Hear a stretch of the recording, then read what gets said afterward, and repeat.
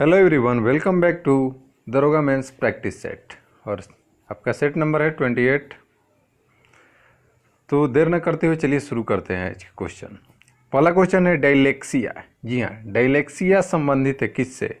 बेमेल अक्षरों को पढ़ने में कठिनाई से, हार्ट से, बच्चों की एक प्रकार की बीमारी से, या वृद्धों की एक बीमारी से? तो डायलेक्सिया का जो संबंध है वो होगा वृद्ध बच्चों की बीमारी से, वृद्धों की बीमारी से। बूढ़े लोगों में एक तरह की बीमारी होती है जिसको डायलेक्सिया बोला जाता है। अगला क्वेश्चन है कि भारत का मानक समय रेखा किस शहर से होकर गुजरती है? ऑप्शंस है जयपुर से, कोलकाता से, अहमदाबाद से, इलाहाबाद से। तो अगर बात करें जो आपका मानक समय रेखा गुजरता है वो आपको इलाहाबाद, अब इलाहाबाद नहीं है तो आपको नैनी भी दे सकता है, क्योंकि एग्जैक्ट जो गुजरता है वो नैनी से गुजरता है।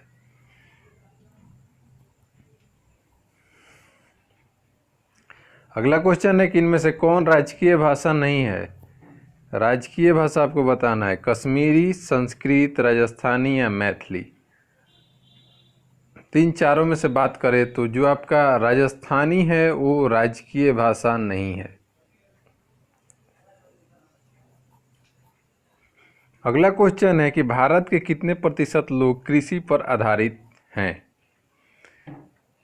देखिए, यहाँ से अगर बात करें तो यहाँ से अगर अभी की बात करें तो अभी जो एग्जैक्ट डाटा है वो है 52 या 54।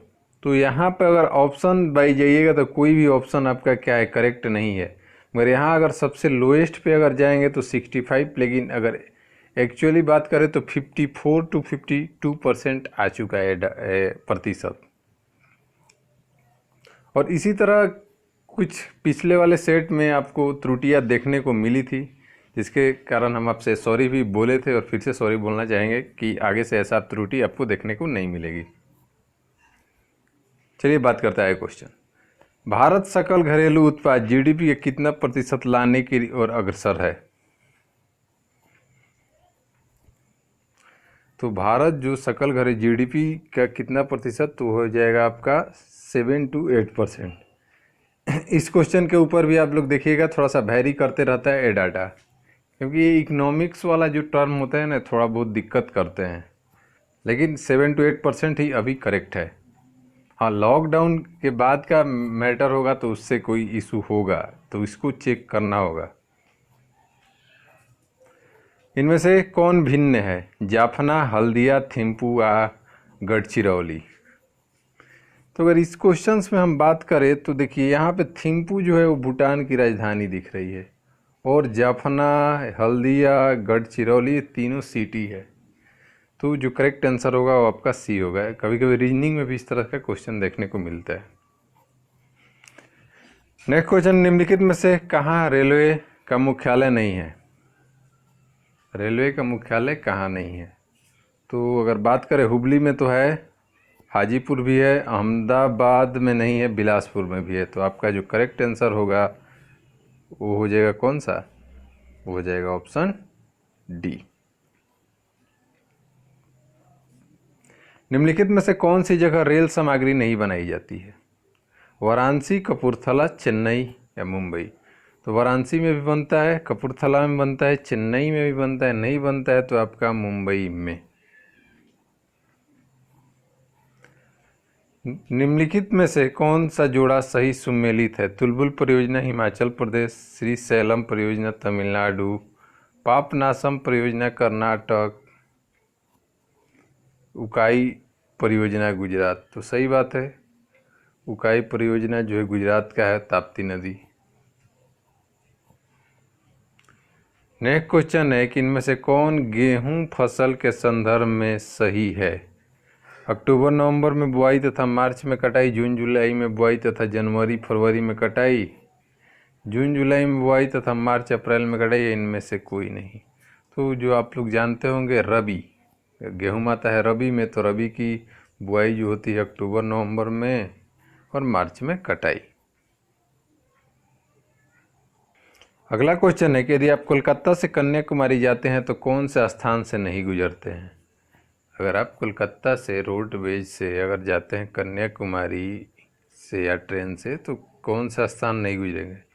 तो देखिए, अगर ये भारत के बात करें तो ये अगर आपका मैप इस तरह से सपोज दैट कुछ है तो यहाँ है कोलकाता और यहाँ से कुछ इस तरह से आना है। तो उसमें अगर बात करें तो भुवनेश्वर पड़ेगा, चेन्नई पड़ेगा, विशाखापट्टनम, सोलापुर नहीं पड़ेगा क्योंकि महाराष्ट्र में पड़ता है।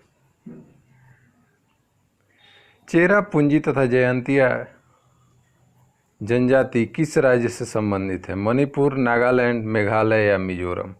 तो चेरापूंजी जो सबसे ज़्यादा मनसीराम मेघालय के पास, और जयंतिया, ये सारे जो जनजाति आपको मेघालय में देखने को मिलेगा। अगर सबसे ज़्यादा वर्षा की बात करें तो क्या हो जाए? मनसीराम मेघालय जो कहाँ है? चेरापूंजी। माले किसकी राजधानी है? मंगोलिया, मोनाको, मालदीव या मॉरिशस? तो माले जो राजधानी है मालदीव की। अगला क्वेश्चन है कि जापान ने द्वितीय विश्व युद्ध में कब आत्मसमर्पण किया था? 14 अगस्त 1945, 8 अगस्त 1945, 8 दिसंबर 1941, और यहाँ तो ईस्वी नहीं दिया है, 7 दिसंबर 1900 क्या 15 जो भी कर दीजिए। तो देखिए 8 अगस्त 19, पहले तो जो 45 नहीं वो ख़त्म हो जाएगा, ये दोनों ख़त्म हो जाएंगे, बचा 45 में। तो 6 अगस्त और 9 अगस्त को अमेरिका द्वारा बम गिराया गया था, लिटिल और फैट।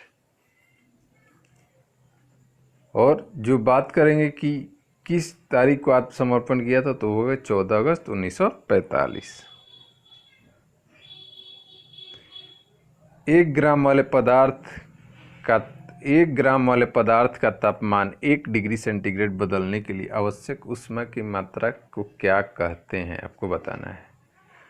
ऊर्जा, विशिष्ट ऊष्मा, गुप्त ऊष्मा, इनमें से कोई नहीं।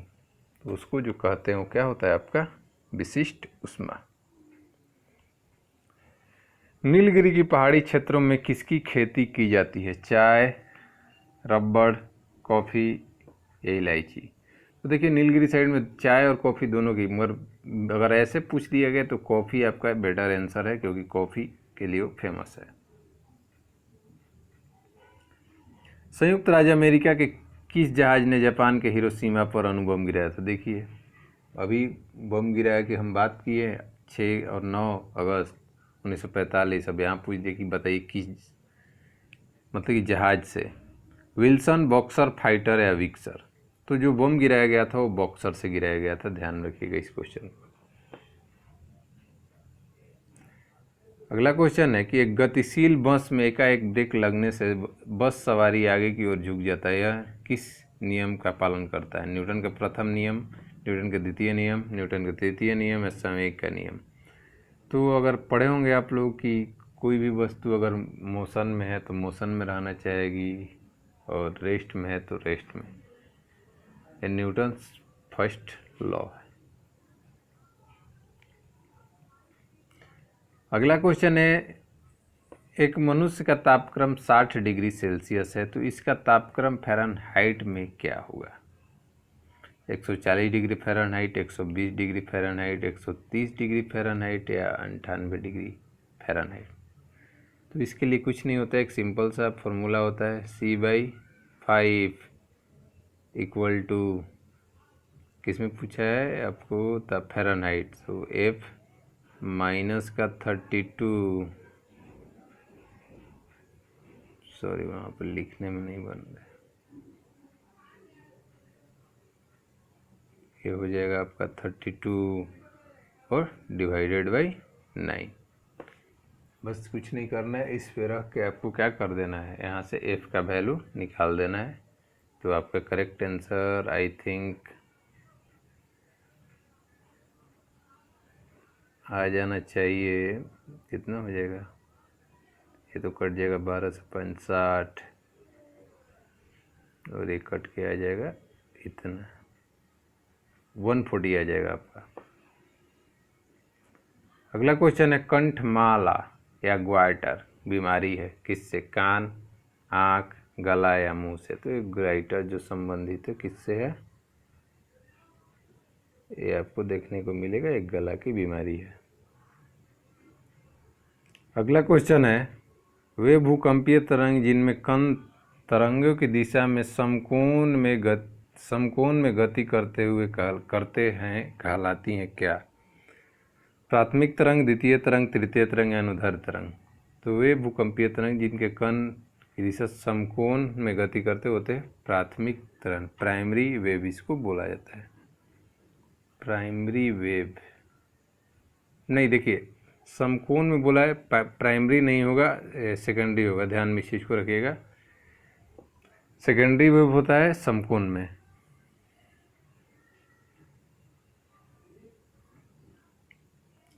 अगला 1 मिलियन का मान होगा 10⁵, 10⁶, 10⁸ या 10⁷। तो 1 मिलियन का मान कितना हो जाता है? 10⁵। एक एवोगाड्रो संख्या का मान होता है कितना है? 6.023 × 10⁻⁻23, 6.022 × 10⁻23, 6.023 × 10⁻19 या 6.033 10⁻9 -90 प्लस में 90। तो एवोगाड्रो संख्या जो होती है वो होती है 6.022 × 10⁻23। निम्नलिखित में से सबसे पहले जीवमंडल आरक्षित क्षेत्र कौन सा है जिसे भारत ने 1986 में स्थापित किया? नंदा देवी, नीलगिरी, नौक्रेक या मानस? तो 1986 में सबसे पहले जो जीवमंडल क्षेत्र वो आपका नीलगिरी। बेसेमर प्रक्रम से बनाया जाता है टीन, अमोनिया, इस्पात या हाइड्रोजन। तो बेसेमर प्रक्रम से जो बनाया जाता है वो होता है आपका क्या? इस्पात। अगला क्वेश्चन है, सिलिकॉन है कंडक्टर, सेमीकंडक्टर, इंसुलेटर है, इनमें से कोई नहीं। तो सिलिकॉन जो है आपका क्या है? सेमीकंडक्टर है। अगला क्वेश्चन है कि निम्नलिखित में से किस शासक के शासनकाल में नेपाल में बौद्ध धर्म का आगमन हुआ था? समुद्रगुप्त, अशोक, चंद्रगुप्त या हर्षवर्धन? तो अशोक ने बौद्ध धर्म पे काफ़ी प्रचार प्रसार किया, तो इसी के काल में आपका क्या हुआ था? नेपाल में बौद्ध धर्म का आगमन हुआ। निम्न पदार्थों में कौन केवल एक ही तत्व से बना है? हीरा, बालू, कांच या पानी? तो हीरा जो है वो क्या है? कार्बन का एलोट्रॉप है और प्रूफ है केवल कार्बन के एटम से ही बना है। आधुनिक आवर्त सारणी आधारित है अनुभार पर, परमाणु भार पर, परमाणु क्रमांक पर या न्यूट्रॉन पे? तो आधुनिक जो आपका देखने को मिलेगा वो किस पे मिलेगा? परमाणु क्रमांक पर। अगला है, निम्नांकित में से किसकी कमी से दांत की बीमारी होती है? जिंक, फ्लोरीन, मैग्नीज या एल्युमिनियम? तो अगर दांत की बीमारी की बात करें तो हो जाएगा आपको फ्लोरीन की कमी। निम्नलिखित में से सदिश राशि है वेग, द्रव्यमान, समय या लंबाई? तो वेग जो है वो आपका सदिश राशि है यानी कि वेक्टर है, और जो है आपका स्केलर है। अगला क्वेश्चन है कि निम्नलिखित में से कौन सा इंजन कमजोर होता है? आपको बताना है। Diesel engine, petrol engine, steam engine या इलेक्ट्रिक इंजन? तो अगर इन चारों में से बात करें तो आपका पेट्रोल इंजन जो होगा वो सबसे कमज़ोर माना जाएगा। एनटीपी पर किसी गैस का 1 मोल का आयतन होता है 63.5 लीटर, 10 × 10⁻⁵ लीटर, 22.4 लीटर, इनमें से कोई नहीं। तो एनटीपी पे गैस के 1 मोल का आयतन बात करें तो 22.4 लीटर होता है। अल्केन का सूत्र होता है CnH2n CnH2n + 2 CnH2n + 1 CnH2n। तो अल्केन जो होता है हो जाएगा आपका क्या? CnH2n + 2। अल्कीन हो जाता है CnH2n और अल्काइन हो जाएगा CnH2n - 2। एपिडर्मिक रोग संबंधित है गला से, कान से, स्किन से या नाक से? तो एपिडर्मिक जो होता है वो त्वचा का रोग है यानी कि स्किन से संबंधित है। द्विधारी पद्धति में किसका प्रयोग होता है? 0 से 9, 0 से 1, 1 से 9 या 1 से 2?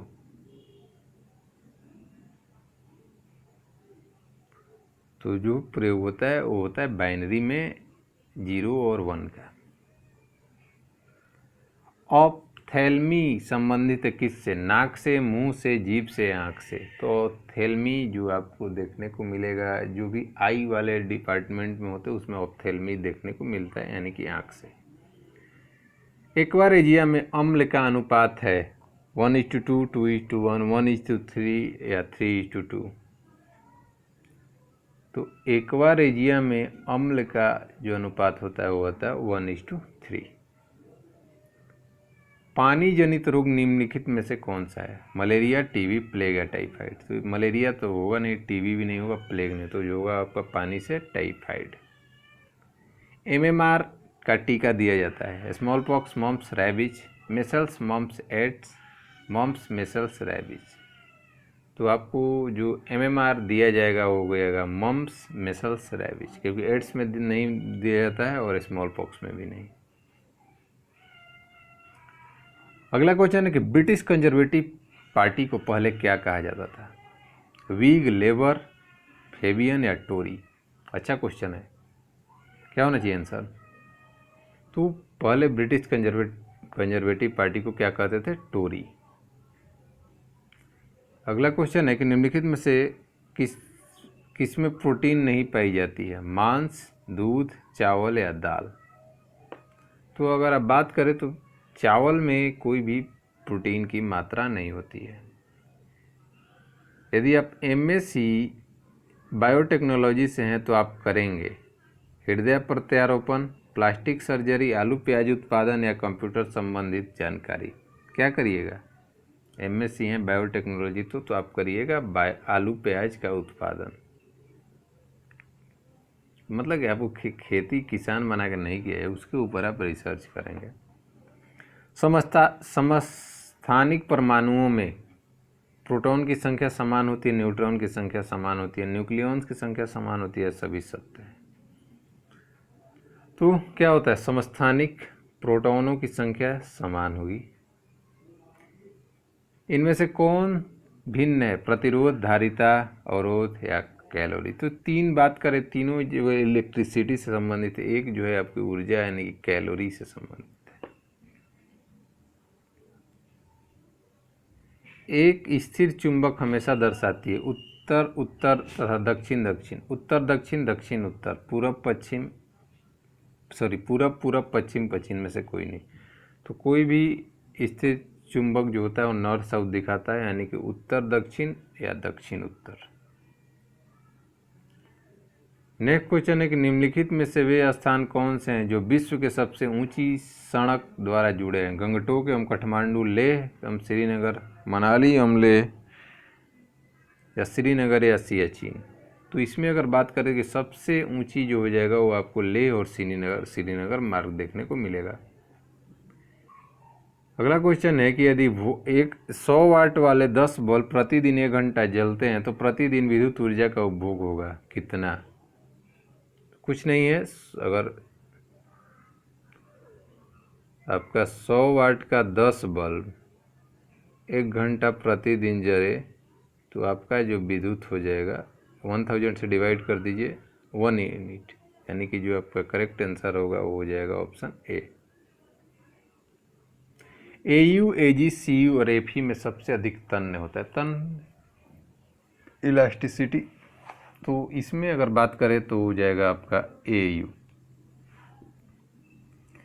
जल की अस्थायी कठोरता किसकी उपस्थिति के कारण होता है? मैग्नीशियम के बाइकार्बोनेट, विरंजक चूर्ण, सोडियम, इनमें से कोई नहीं। तो जो करेक्ट आंसर होगा होगा मैग्नीशियम के बाइकार्बोनेट। फिर क्वेश्चन है कि कठोर जल के संबंध में कौन गलत है? झाग नहीं बनता है, साबुन अधिक घिसता है, मैग्नीशियम बाइकार्बोनेट की उपस्थिति, आयरन पाइराइड्स की उपस्थिति। तो अगर बात करें कठोर जल के संबंध में कौन गलत है, तो जो गलत है वो होगा आपका ऑप्शन डी, आयरन पाइराइड्स की उपस्थिति। डिप्थीरिया रोग से ग्रस्त होता है क्या? गला, आँख, यकृत या अंगनाशय? तो डिप्थीरिया जो बीमारी है वो किसका बीमारी है? सिंपल सा क्वेश्चन है, गला का। जब कोई हवा का बुलबुला किसी झील के तलहटी से सतह तक आता है तो यह चकती की तरह चौड़ा हो जाता है, या आकार में बढ़ जाता है, या आकार में कम हो जाता है, या इसका आकार वही रहता है। तो जब उस तलहटी से सतह पे आता है तो उसका आकार बढ़ जाता है। पोजिट्रॉन की खोज किसने की थी? रदरफोर्ड, जे थॉमसन, चैडविक या एंडरसन? तो पोजिट्रॉन जो खोज किए थे वो किए थे एंडरसन। अगला क्वेश्चन है, भारी जल का अनुभार है 20, 18, 40 या 34? तो जो आपका भारी जल का अनुभार कितना होता है? ये तो बहुत बार का रिपीटेड क्वेश्चन हो गया।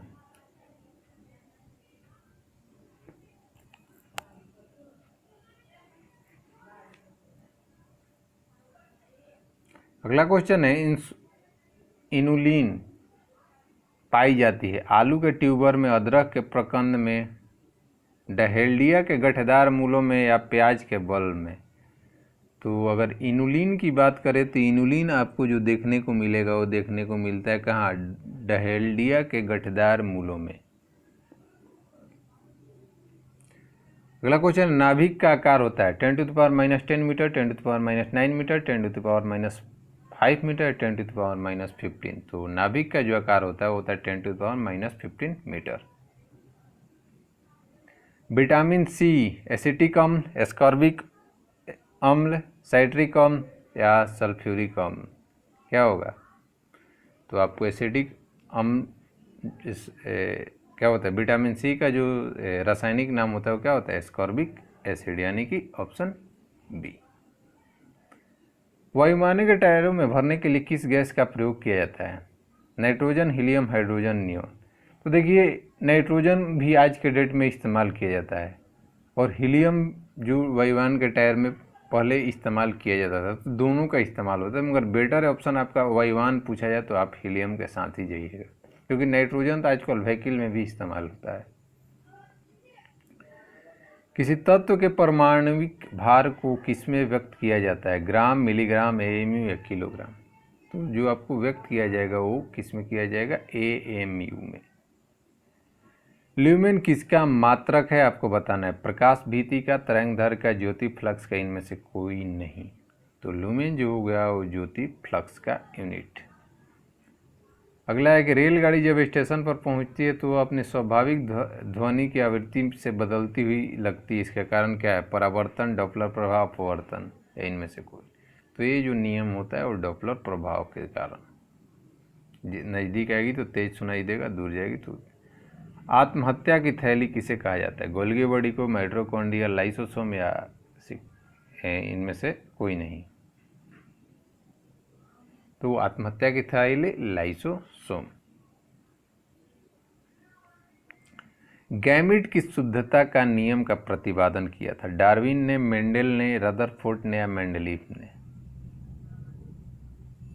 तो अगर बात करें गैमीट की शुद्धता का, जो किसने किया था? तो मेंडल ने किया था। और वही गैमेट। ब्लड बैंक किसे कहा जाता है? स्प्लीन यानी प्लीहा भी देखने को मिलेगा आपको, यकृत, हृदय, इनमें से कोई नहीं? तो ब्लड बैंक, स्प्लीन, प्लीहा को बोला जाता है। और आज का लास्ट क्वेश्चन है कि मक्खन होता है दूध में परिक्षिप्त वसा, वसा में परिक्षिप्त पानी, तेल में परिक्षिप्त पानी या पानी में परिक्षिप्त वसा? तो मक्खन जो होता है दूध में परिक्षिप्त वसा होता है। तो आई थिंक सेट आपका यहाँ पे समाप्त हुआ। कैसा रहा आपका सेट? कितने स्कोर हुआ? किसी तरह का और तरह का प्रॉब्लम हो तो कमेंट करें। तो मिलते हैं नेक्स्ट वीडियो में, तब तक के लिए बाय बाय।